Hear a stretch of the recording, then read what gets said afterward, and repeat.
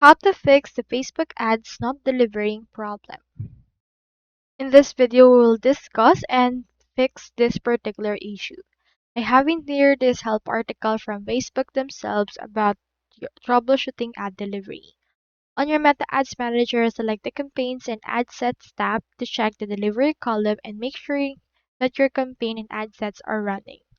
You can also open the editing pane of your ad set and check the ad scheduling in the budget and schedule section and check if your ad sets are scheduled to run and look for gaps in their schedule. Now you can also set the ad spend limits and budget and reschedule option right there. You can also see the cost per result goal or bid control in the conversion section.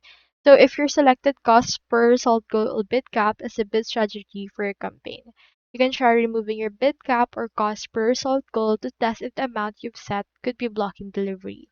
Make sure that you've set your bid cap as well or cost per goal high enough to achieve your chosen performance goal altogether. Your cost will or the result goal is the average amount you want to pay for the performance goal and should align with your average cost per result in Ads Manager reporting. So I hope this video helped you, and if it did, feel free to like and subscribe. It really supports the channel. And if you got a question, just drop it in the comments.